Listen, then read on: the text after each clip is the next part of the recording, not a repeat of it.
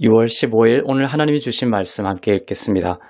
레위기 25장 10절 말씀입니다. 우리 한 목소리로 함께 읽겠습니다. 시작.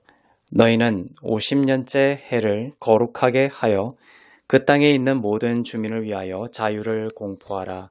이 해는 너희에게 희년이니 너희는 각각 자기의 소유지로 돌아가며 각각 자기의 가족에게로 돌아갈지며. 희년은 자유와 회복을 뜻합니다. 구약에는 50년째 해를 희년으로 하고 자유를 공포하라고 하셨습니다. 이 희년은 예수님이 오셔서 선포하신 은혜의 해를 상징합니다. 희년이 되면 모든 빚이 무효가 됩니다. 채무가 있어도 치르지 않아도 됩니다. 토지를 몰수당해도 원래 소유자에게 돌아갑니다. 노예가 되었어도 풀려나게 됩니다. 잃어버렸던 영혼과 마음이 돌아오게 됩니다. 희년은 7이라는 숫자를 중심으로 합니다. 7일마다 안식일이죠. 그리고 7년마다 안식년입니다. 이 7년이 7번 되는 것이 이제 49년인데 그 다음 해인 50년째를 희년으로 삼는 것입니다. 7은 성경적으로 온전함, 완전함을 뜻합니다. 예수님의 다 이루심을 뜻하죠. 성경은 7을 중시합니다. 요한계시록에도 7로 된 주제가 7번 나옵니다. 7영, 7교회, 7사자, 7나팔, 7대접, 7심판, 7봉인이 나오죠. 하나님은 7째 날마다 또 안식하라고 하셨습니다. 우리 몸도 7일 주기, 7주 주기, 7년 주기의 흐름을 타게 되어 있습니다. 인간의 심장은 7일째 날에 가장 느리게 됩니다. 7일 중 하루를 쉬어야 하는 이유이기도 하죠. 7년마다 우리의 몸은 크게 달라집니다. 7, 곧 안식을 알고 누리는 자들은 청춘을 새롭게 하시는 하나님의 은혜를 경험하게 될 것입니다. 7이 가장 먼저 등장하는 곳을 볼까요? 7이 가장 먼저 등장하는 곳은 하나님이 만물을 다 완성하셨을 때입니다. 7이 완성과 연결되어서 나오죠. 창세기 2장 1절부터 2절 말씀입니다. 시작. 천지와 만물이 다 이루어지니라. 하나님이 그가 하시던 일을 7째 날에 마치시니 그가 하시던 모든 일을 그치고 7째 날에 안식하시니라. 7째 날과 그가 하시던 모든 것을 마치심과 안식이 동일한 절에서 나오고 있어요. 7은 하나님이 완성하셨다. 하나님이 다 마치셨다라는 의미입니다. 그래서 하나님은 안식하셨습니다. 그리고 예수 믿는 자들에게 안식을 선포하셨어요. 예수님이 다 완성하셨기 때문에 그렇습니다. 예수님이 다 이루셨다라는 것을 믿는 것이 안식의 본질입니다. 일주일에 한 번 쉬는 것, 그거 분명 의미가 있습니다. 그런데 예수님이 다 이루시고 완성하셨다. 우리의 죄와 우리의 의에 관한 모든 문제를, 우리의 형벌에 관한 문제를, 우리의 심판에 관한 문제를, 우리의 영생에 관한 모든 문제를, 율법에 관한 문제를 모두 완성하셨다라는 이 진리 안에 쉬는 것이 아니라면 본질에서 벗어나 있는 것이죠. 멀어져 있는 것입니다. 모든 빚이 탕감되고 신분이 회복되고 결박에서 풀려나고 소유가 회복되는 일들이 공의롭지 않게 보일지 모르지만 이 희년은 예수님이 이에 대한 모든 대가를 치르셨다는 것을 기초로 하기 때문에 이 모든 것은 온전히 공의로운 것입니다. 공의롭게까지 한 것입니다. 그런데 이스라엘은 희년을 신기하게도 한 번도 지키지 않았습니다. 희년을 지켰다라는 기록이 없습니다.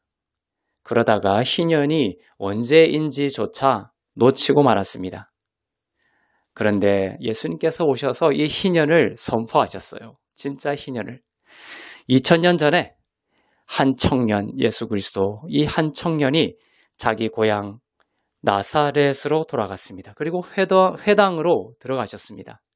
거기서 구약의 두루마리를 펼치시고 이사야서 본문 61장 2절 그 본문을 그 회당에서 읽으셨습니다. 그리고 은혜의 해를 선포하셨죠. 은혜의 해를 선포하셨는데, 즉 이사야서 61장 2절에 나온 이 내용이 바로 은혜의 해의 선포였고 바로 희년의 선포였다는 것입니다.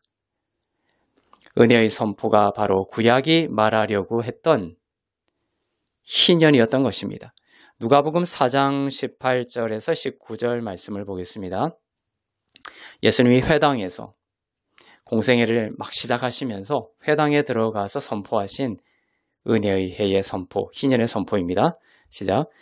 주의 성령이 내게 임하셨으니 이는 가난한 자에게 복음을 전하게 하시려고 내게 기름을 부으시고 나를 보내사 포로된 자에게 자유를, 눈먼 자에게 다시 보게 함을 전파하며 눌린 자를 자유롭게 하고 주의 은혜의 해를 전파하게 하려 하심이라 하였더라. 이사야서 61장 2절에는 보복의 날, 은혜의 해와 보복의 날을 선포한다 해서 같이 나와 있는데 예수님이 그것을 인용하시면서는 보복의 날을 빼버렸어요. 은혜의 해를 선포하셨습니다. 보복의 날은 예수님이 다시 재림하실 때가 보복의 날이에요. 즉 그때까지는 은혜의 해가 선포되고 은혜의 해가 계속되고 있는 것입니다. 이사야서의 이 본문을 보면 자유를 선포하다, 가난한 자에게 복음을 전하게 하시려고 내게 기름을 부으시고 포로된 자에게 자유를 선포한다 할 때 이것이 희년과 정확히 같은 단어입니다. 희년을 선포하신 것이에요. 예수님은 희년을 선포하셨던 것입니다. 자유를 선포하러 오신 것입니다. 여러분은 그리스도 안에서 자유롭게 되었습니다. 죄로부터 자유롭게 되었습니다. 형벌과 저주로부터 자유롭게 된 것입니다. 초자연적인 희년의 은혜가 여러분 가운데 임할 것입니다. 포로된 것의 결박에서 풀려나게 될 것입니다. 눌리고 억압된 마음과 상황으로부터 자유롭게 되어 참된 샬롬과 평안을 얻게 될 것입니다. 그동안 보지 못했던 진리에 대해서 참된 진리를 보게 될 것입니다. 무엇보다 희년을 통하여 이 은혜의 해를 통해 예수님을 보게 될 것입니다. 참되게 보게 될 것입니다.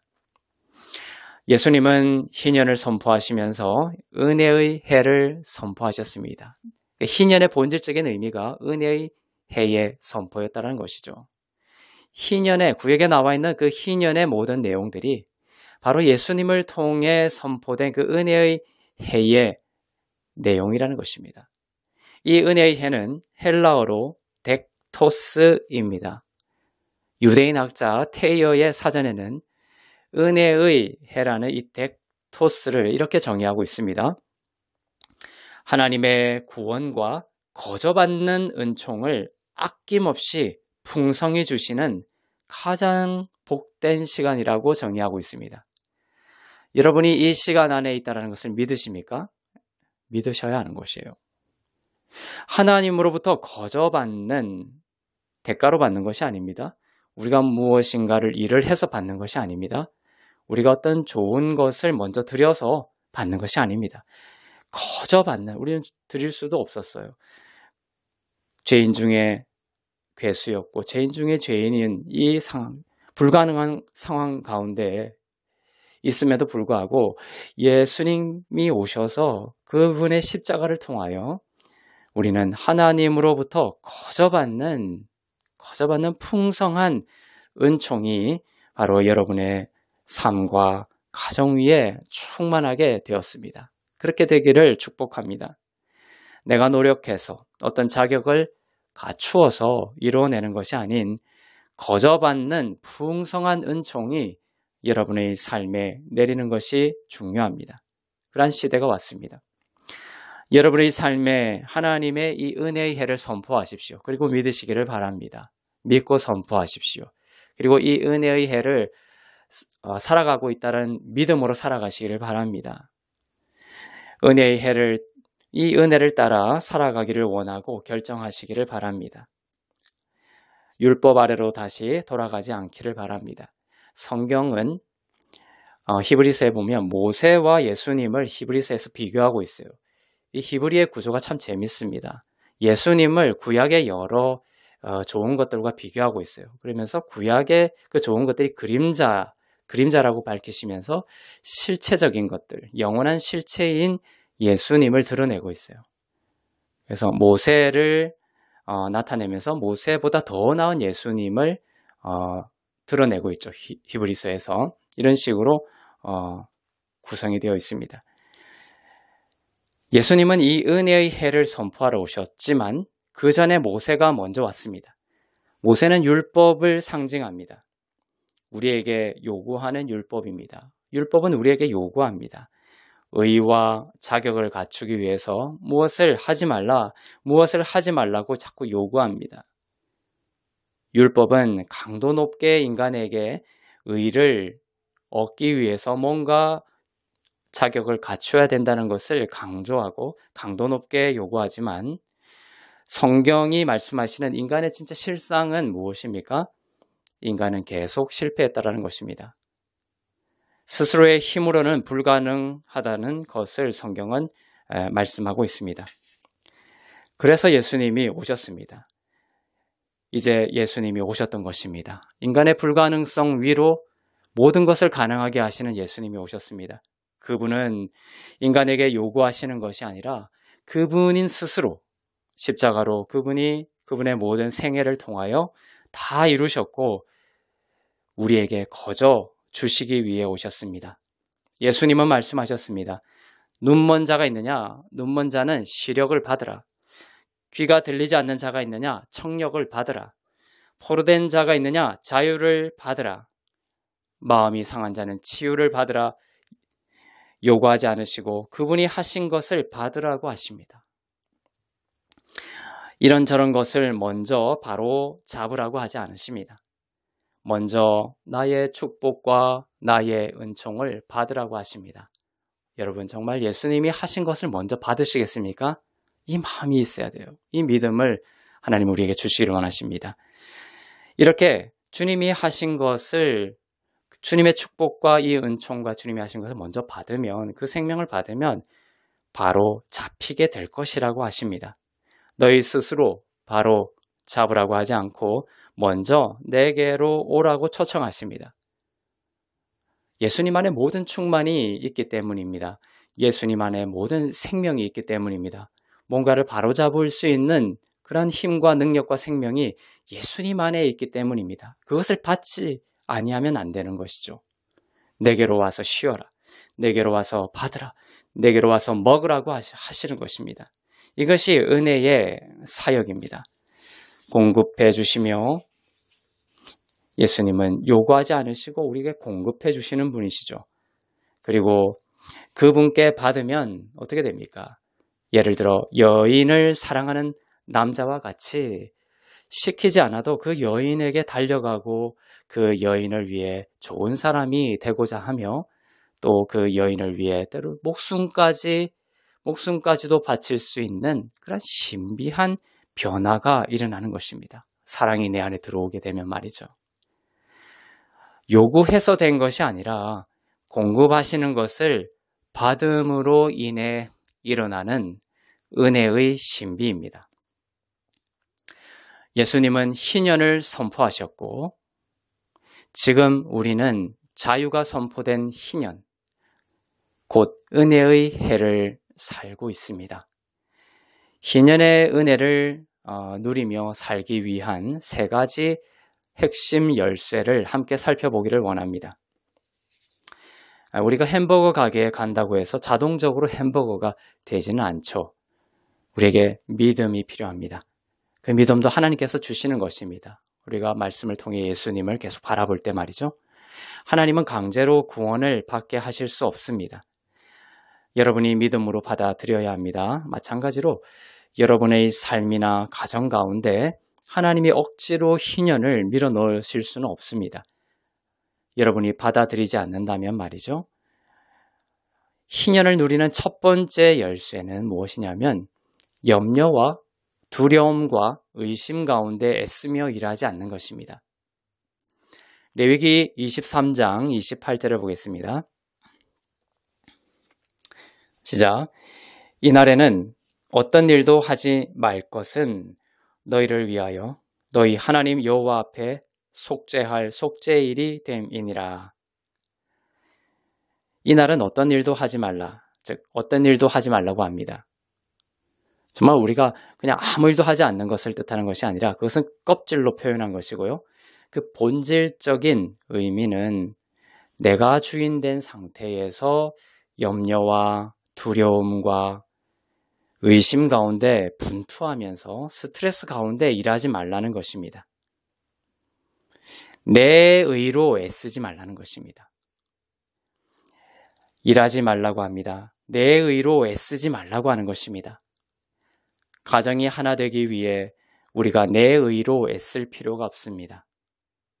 내 의로 애쓰고자 한다면 거기서부터 염려와 근심과 두려움이 밀려들기 시작하죠. 자녀가 돌아오게 하기 위해 내 의로 애쓸 필요가 없습니다. 건강을 찾기 위해서도 마찬가지입니다. 하나님은 말씀하셨습니다. 전쟁은 하나님께 속하였다. 여러분 그렇게 선포하십시오. 이 모든 문제들이 염려와 두려움 가운데 밀려올 때 전쟁은 여호와께 속하였다고 선포하십시오. 하나님 손에 달려 있습니다 라고 한번 맡겨드려 보세요. 이 문제 걱정과 염려하고 근심하고 골몰하고 있다가 하나님께서 찾아오셔서 깨달음을 주시고 또 진리를 가르쳐 주실 때에 이렇게 선포하는 것입니다. 그분 손에, 하나님 손에 온전히 달려 있다. 하나님께서 이 문제를 통치하실 것이다. 내가 고군분투하고 염려하고 애씀으로 인하여 되는 것이 아니라 맡겨드리면 하나님께서 통치하실 것을 믿고 맡겨드리면 하나님께서 일하실 것이다 라는 것을 인정하시기를 바랍니다. 마귀는 다가와서 이렇게 속삭이며 우리의 영혼을 뒤흔들어 놓습니다. 너 이제 어떡할래? 너 이제 어떡할 거야? 뭔가라도 해야 되지 않아 빨리? 이렇게 우리의 영혼을 흔들어 놓죠. 그때 이렇게 선포하십시오. 이 싸움은 여호와께 속하였다. 내게 속한 것이 아니다. 아멘. 내 의로 애쓰고 스트레스 가운데 살지 말아야 합니다. 그 일로 인해 지나치게 염려하지 말라는 것입니다. 나는 염려로부터 자유롭게 되었습니다. 희년은 자유를 선포하죠. 나는 이 염려로부터 자유롭게 되었습니다. 하나님 손에 있습니다. 나는 이 두려움으로부터 자유롭게 되었습니다. 하나님께 속하였습니다. 그렇게 선포하시기를 바랍니다. 성경은 말씀하고 있습니다. 누가 걱정한다라고 해서 그 키를 한 자라도 더할 수 있느냐? 여러분이 걱정해서 여러분의 키를 한 자라도 더할 수 있습니까? 그렇지 않다라고 말씀하고 있죠. 이 걱정한다고 몸이 더 자랄 수 있는 것은 아닙니다. 오히려 걱정할수록 부정적인 방향으로 더 흘러갈 수가 있습니다. 그래서 공중에 날아다니는 새를 보라고 하셨습니다. 하나님이 먹이시기에 그들은 걱정하지 않습니다. 공중에 날아다니는 새들의 궁금증은 하나죠. 아래를 내려다보면서 왜 사람들은 하늘 아버지가 계신데도 왜 저렇게 언제나 걱정 가운데 살까? 이렇게 새들은 생각할 것입니다. 들의 백합화를 보라고 하십니다. 그것들은 일도 하지 않고 애쓰지도 않지만 하나님 아버지께서 먹이시고 입히신다라고 말씀하고 있습니다. 그런데 그것들은 다 일시적이죠. 오늘 있다가도 해가 뜨면 말라버리는 그러한 것들이지만 여러분은 다릅니다. 그러한 존재들도 하나님이 돌보시는데 성경의 논리는 무엇이죠? 너희들은 그것들보다 더 귀하지 아니하냐? 여러분은 더욱 존귀한 하나님의 자녀들이며 하나님께 맡겨드리며 나아갈 때 하나님께서 여러분의 삶을 인도하시고 돌보시고 더욱 큰 은혜의 해를 누리게 하실 것입니다. 내려놓고 평안 가운데 걸으세요. 사람들은 그렇게 한다면, 그렇게 할 때 사람들은 이렇게 말하죠. 무책임한 것 아니냐라고 합니다. 하나님께 맡겨드리는 것을 무책임한 것으로 평가해버리죠. 스스로의 힘으로 뭔가를 염려 가운데, 두려움 가운데 애쓰라고 부추깁니다. 다른 사람들의 말도 그렇지만 내 안에서도 육의 목소리가 그렇게 찌를 것입니다. 그러나 여러분은 말하십시오. 이 전쟁은 누구에게 속했다고요? 하나님께 속했다라고 말씀하시기를 바랍니다. 우리는 영과 혼과 육으로 구성되어 있죠. 우리의 혼은 생각과 감정이 있는 곳입니다. 이 혼은 언제나 무엇을 해야만 한다라고 말합니다. 그래서 쉬어라고 말하면 혼은 괴롭습니다. 1차적으로. 혼은 일을 처리하고 무언가를 해결하고 마무리하는 일에 익숙해 있기 때문입니다. 그래서 쉬어라, 하나님께 속했다라고 이렇게 성경이 말씀하면 내 혼이 처음에는 괴로워요. 혼의 어떤 육적인 속성이 그렇습니다. 그래서 많은 이들에게 성경이 말하는 그 안식이 되지 못하고 안식이 도리어 괴로움이 되는 이유입니다. 처음에는 그 안식하라는 말씀을 듣고 조금 안식하는 것 같다가도 그 혼의 잠식이 되고 나면 곧 그 안식이 괴로움으로 변해버리는 것입니다. 그 시간을 훈련을 못 받는 것이죠. 인내하지 못하고 그냥 혼을 따라 가버립니다. 예수님보다 앞서 가버리게 되는 것이죠. 혼적인 그리스도인으로 자꾸만 반복적으로 살아가게 됩니다. 무언가를 하지 않고 쉬어도 괴롭지 않을 때 우리는 무엇을 하면서도 괴롭지 않을 수 있게 되는 것입니다. 예수님은 많은 일들을 하셨지만 예수님의 영혼은 언제나 평안 가운데, 안식 가운데 가득하셨어요. 예수님에게서는 어떠한 조급함도 찾을 수 없었습니다. 예수님은 언제나 하늘의 여유를 가지고 계셨어요. 백부장의 딸을 살리러 가는 중에도 백부장의 딸을 살리러 갈 때 중간에 누가 끼어들죠. 혈루증 든 여인이 끼어듭니다. 그러면 보통 사람들 같으면 내가 지금 백부장의 그 딸을 살리러 가야 돼, 바쁘니까 혈루증 든 여인을 그냥 무시하고 내팽개치고 갈 수 있겠죠. 하지만 예수님은 그러지 않으셨습니다. 그 백부장의 딸을 살리러 가는 그 중에 혈루증 든 여인이 찾아왔을 때 멈췄어요. 멈출 수 있는 그런 하늘의 여유를 가지고 계신 분이셨습니다. 백부장의 딸이 지체하는 중에 죽었다라는 소리까지 들었습니다. 그럴 때에도 예수님은 그 딸이 잔다라고 하시며 차분히 가셨고 도착해서는 탈리다쿰, 즉 탈릿, 의의, 하나님의 의의 옷 아래에 있는 소녀야 일어나라. 그 탈리다쿰의 본질적인 의미죠. 하나님의 의 아래에 있을 때, 내 의가 아니라 하나님이 선물로 주시는 의 아래에 있을 때에 살아나는 것이에요. 하나님의 의 아래에 있는 자, 탈릿이 의라는 뜻입니다. 하나님의 의. 쿰은 일어나라는 뜻이죠. 탈리타쿰이. 그렇게 소녀를 일으켜 살리셨습니다. 인간의 언어와 지혜로 다 표현할 수 없는 하늘의 안식과 평안이 그분 안에 있었습니다. 우리는 그것을 흘려받기를 원하죠. 내 의로 애쓰며 일하지 말라고 하시는데 그러면 우리는 무엇을 해야 할까요? 그것이 바로 희년을 누리는 두 번째 열쇠입니다. 그것은 두 번째 열쇠는 은혜의 말씀을 계속 들어야 한다는 것입니다. 하나님은 우리가 꼭 뭔가를 하려 한다는 사실을 아셨습니다. 알고 계셨습니다. 그래서 첫 번째로 쉼을 명하시는 거예요. 영혼의 쉼을 첫 번째로 말씀하시는 것입니다. 그 다음으로는 듣는 것입니다. 이스라엘 백성들이 여리고성 돌면서 무엇을 했지요? 하나님은 여리고성을 돌되 아무 말도 하지 말라고 하셨습니다. 대신 양각 나팔을 불게 하시고 백성들로 하여금 그 양강나팔 소리를 듣게 하셨습니다. 즉 예수 그리스도의 죽음을 선포하는 소리를 듣게 하셨습니다. 양강나팔은 순양을 죽여서 그 뿔로 부는 것이죠. 주님의 죽으심을 선포하는 그림입니다. 그 소리를 들을 때 우리에게 진정한 자유가 오게 됩니다. 진정한 치유가 오게 되는 것입니다. 공급을 가져다 줍니다. 보호하심을 보장하는 것이죠. 우리가 양강나팔 소리를 계속 들을 때 말이죠. 양강나팔 소리를 분다라는 것은 설교를 말하는 것이기도 합니다.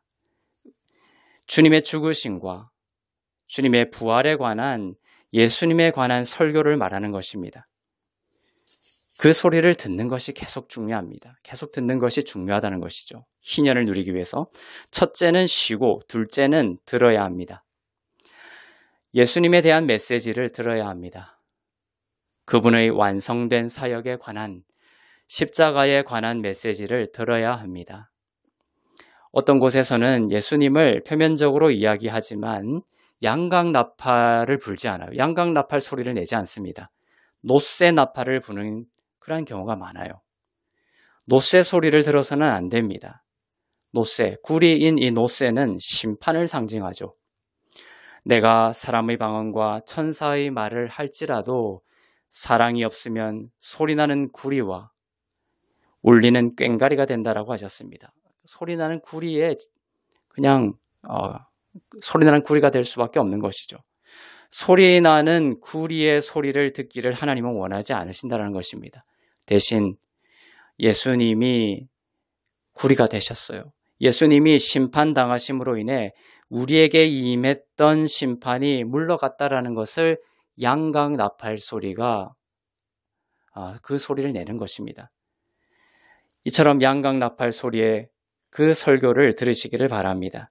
그때 믿음은 들음에서 난다. 그리고 그 들음은 예수 그리스도의 그 메시지를 통하여 예수 그리스도에 관한 그러한 메시지를 들을 때 바로 올바른 믿음이 생긴다라고 성경은 말씀하고 있죠. 그때 참된 하나님의 믿음이 생기고 자라게 됩니다. 한 예를 볼까요? 바울이 루스드라 지역에 갔을 때의 일입니다. 이 루스드라에는 나면서부터 걷지 못하던 자가 있었습니다.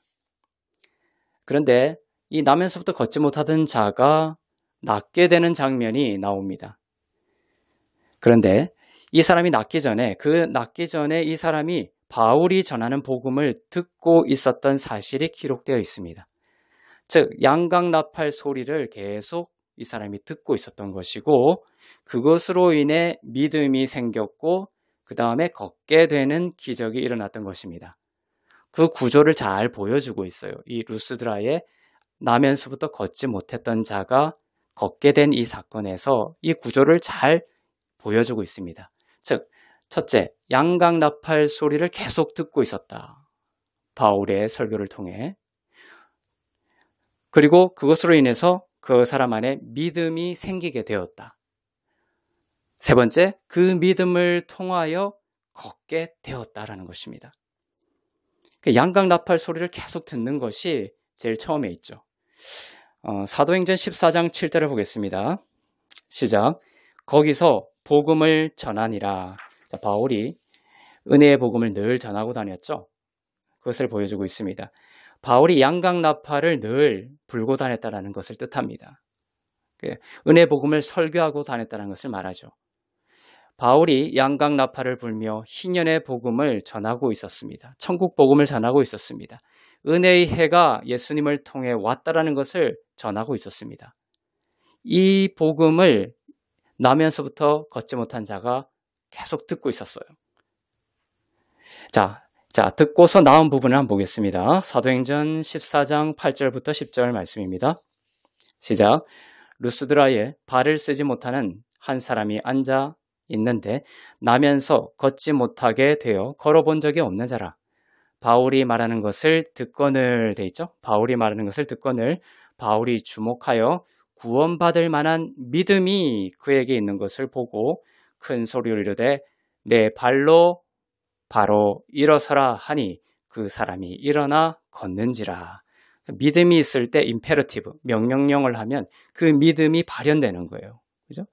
믿음이 있는 것을 보고 바울이 내 발로 바로 일어서라 하니 그 사람이 일어나 걷게 되었던 것입니다. 자, 여기서 이 남에서부터 걷지 못한 자가 듣거늘 이렇게 되어 있죠. 바울이 말하는 것을 듣거늘 9절에 이것이 미완료 시제입니다. 계속 들었다라는 것입니다. 한 번 듣고 만 것이 아닙니다. 계속 들었다는 것입니다. 여러분이 이 은혜의 복음의 설교를 계속 듣는 것이 중요합니다. 그냥 한 번, 두 번 듣고 마는 것이 아니죠. 계속해서 듣고 깨달아 가는 것입니다. 계속 듣는 것이 중요하다. 이 사람은 계속해서 바울의 은혜의 설교를 들었습니다. 양각나팔 소리를 계속 들으십시오. 믿음은 들음에서 납니다. 그리고 그 들음은 예수 그리스도로 말미암는다라고 되어 있어요. 양각나팔 소리를 계속 듣지 않고 세상의 소리나 또 노새 소리를 계속 듣는다면 믿음이 더디 자라겠지만 희년의 소리를 계속 듣는다면 하나님께서는 믿음을 솟아나게 하시고 일어나 걷게 하실 것입니다. 희년의 은혜를 누리게 하실 것입니다. 자, 희년을 누리는 세 번째 열쇠는 성령의 흐름을 따라가는 것입니다. 자, 희년이라는 단어는 요벨, 즉 양의 뿔이라는 단어인데요. 그 어원이 강의 흐름이라는 뜻과 같습니다. 즉 희년의 삶을 산다라는 것은 강의 흐름, 성령의 흐름을 따라가는 삶을 또한 뜻한다라는 것입니다. 그래서 희년을 잘 누리기 위해서는 성령의 흐름을 따라 살아가는 법을 배워야 합니다. 자, 우리가 어떤 사건이 일어나면 순간적으로 올라오는 생각과 마음이 있죠. 예를 들면 차를 타고 가다가 누가 딱 끼어들었을 때 처음 순간적으로 일어나는 마음과 생각이 있습니다. 또 누군가가 나에게 어떤 좋지 않은 말을 했을 때 순간적으로 일어나는 생각과 마음이 있습니다. 1차적인 생각과 마음이죠. 많은 경우에 그것대로 그 1차적으로 드는 생각과 마음대로 반응하지 않는 것이 좋습니다. 그래서 잠시 멈춰야 돼요. 첫 번째로 올라오는 생각과 마음은 육적이고 혼적인 경우가 많기 때문에 그렇습니다. 쉼과 안식 가운데에서 올라오는 생각과 마음이 아닌 경우가 많기 때문입니다. 그때 바로 입을 열지 말고 그 문제를 주님께로 가져가는 훈련을 자꾸 하셔야 되는 거예요. 안식 가운데 먼저 들어가는 그러한 훈련을 먼저 하는 것이 중요합니다. 자, 그럴 때는 그 첫 번째 올라온 생각과 마음을 은혜의 말씀과 진리의 관점에서 다시 생각하여야 합니다. 첫 번째 올라오는 것이 있을 때 잠시 멈추고 영혼의 쉼과 안식으로 들어가십시오.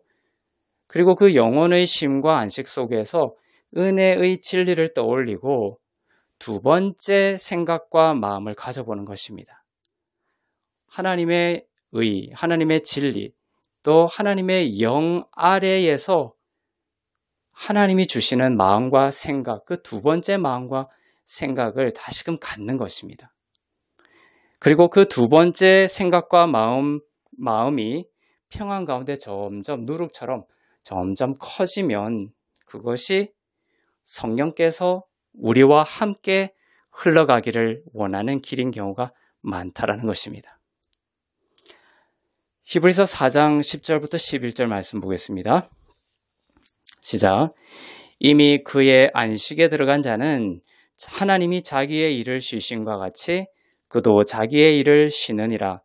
그러므로 우리가 저 안식에 들어가기를 힘쓸지니 이는 누구든지 저 순종하지 아니하는 본에 빠지지 않게 하려 함이라. 여러분은 안식에 들어가기를 힘써야 합니다. 이 성경에 나와 있는 대표적인 패러독스예요. 즉 이렇게 되어 있죠. 안식에 들어가기를 힘써야 한다. 이렇게 되어 있죠. 그러니까 안식은 힘쓰지 않는 것인데 힘쓰지 않기 위해서 힘쓰라. 이런 어떤 패러독스를 가지고 있어요. 우리에게 힘써야 된다라는 한 부분이 있다면 그것은 안식에 들어가는 것. 애쓰지 않기 위해 애쓰는 것입니다. 그리고 애쓰지 않기 위해 애쓴다라고 할 때 그 두 번째 애씀은 바로 예수 그리스도의 말씀 가운데 있기를 원하는 것, 예수 그리스도를 바라보는 것, 하나님이 예수 그리스도를 통해서 하신 일을 계속해서 바라보는 것, 은혜의 복음을 계속해서 듣는 것, 그것을 말하는 것이죠. 힘쓰지 않기를 힘써야 합니다. 내 의로 애쓰지 않도록 그분을 신뢰해야 합니다. 하나님이 자기의 일을 쉬심과 같이라고 되어 있죠. 하나님은 지금도 새 일을 행하고 계신데 자기의 일을 쉬심과 같이라고 되어 있는 것은 무슨 뜻입니까? 그 쉼의 본질이 바로 예수님이 다 이루셨다라는 것을 믿는 영의 안식이라는 것입니다.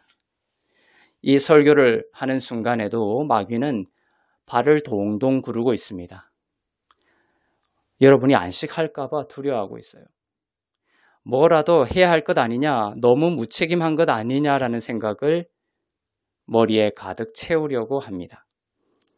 그 첫 번째 생각과 마음을 내려놓고 전쟁은 하나님께 속한 것이며 하나님이 다 이루셨다라고 진리 안에서 생각하고 마음으로 믿음으로 선포하십시오.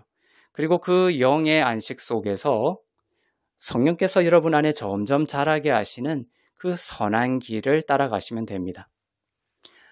오늘 세 가지 열쇠를 알아보았습니다. 쉼, 그리고 은혜의 말씀을 계속해서 듣는 것, 그리고 성령의 흐름을 따라 사는 것. 이것으로 희년을 더욱 깊이 경험하게 될 것입니다. 하나님은 여러분을 하나님의 성전이라고 부르십니다. 성전은 세 부분으로 되어 있습니다. 여러분도 마찬가지입니다. 여러분이 성전이기 때문에 몸은 바깥들입니다. 성전의 맨 바깥이 바깥들이죠. 그리고 혼은 성소입니다. 그리고 영은 지성소입니다. 가장 안쪽에 있는. 고대의 성전에서 바깥들은 아주 바쁜 곳이었습니다. 동물을 죽이고 사람들의 소리로 시끌벅적했습니다. 일하고 섬기는 자들이 북적북적했습니다. 동물들이 피를 흘렸습니다. 그곳에 바쁨이 있었습니다. 그런데 성소로 이렇게 들어가 보세요. 성소는 조금 더 조용합니다. 여러분의 혼입니다. 거기서 더 들어가 보세요. 지성소입니다. 하나님이 사시는 지성소입니다. 여러분의 영인 곳이며 거기에는 아무런 애씀이 없습니다. 완벽한 평안으로 충만합니다. 사람들은 바깥들의 모습을 영적인 성장으로 착각하곤 하지만 진정한 영적인 성장은 지성소로 들어가는 것입니다. 지성소로 들어가는 인생이 되기를 축복합니다. 하나님이 거기에 계십니다. 그곳의 모든 충만이 다 거기에 있어요. 그곳은 발전기와 같습니다. 모든 힘과 지혜의 근원입니다. 모든 형통과 혼과 육의 열매들이 거기에서 나오는 것입니다. 이 시간 여러분의 삶에 희년을 선포하고 자유를 선포합니다. 희년의 삶을 충만히 누리고 사는 여러분이 되시기를 주의 이름으로 축복합니다. 기도하겠습니다. 사랑의 하나님 아버지, 은혜의 해를 선포하시고 우리로 하여금 참된 희년을 살아갈 수 있도록 하시니 감사합니다. 내 의로 애쓰며 분투하는 것을 내려놓고 영혼의 쉼과 안식을 회복하게 하시며 전쟁은 하나님께 속하였으며 예수님이 다 이루셨다라는 진리 안에 쉴 수 있게 하옵소서. 그렇게 영혼이 쉬는 것을 통해 성령께서 인도하시는 흐름을 따라 살아갈 수 있는 희년의 삶이 되게 하옵소서. 전쟁과 재난이 땅에 구원으로 임하여 주시고 질병으로 고통받고 있는 하나님의 자녀들 예수 그리스도의 보혈로 일으켜 세워 주시옵소서. 깨끗해질지어다, 나을지어다, 내 믿음대로 될지어다. 모든 것이 하나님의 은혜임을 고백하며 드린 예물 위에 기름 부으사 쓰이는 곳마다 복음이 전파되고 교회가 세워지고 하나님의 나라가 더욱 온전히 임하게 하옵소서. 감사드리며 이제는 우리 주 예수 그리스도의 은혜와 하나님 아버지의 사랑과 성령님의 위로 교통 새롭게 하심의 역사가 예수님이 선포하신 희년 곧 은혜의 해를 누리고 살아가기를 소망하는 주 안에서 의롭고 흠없고 거룩한 교회 가운데 선교사님들 가운데 북녘 땅과 민족들 가운데 이제부터 영원토록 충만하시기를 간절히 축원하옵나이다. 아멘. 네, 예배를 받으신 하나님께 모든 영광을 올려드립니다. 한 주간도 신인의 삶을 사시기를 축복합니다.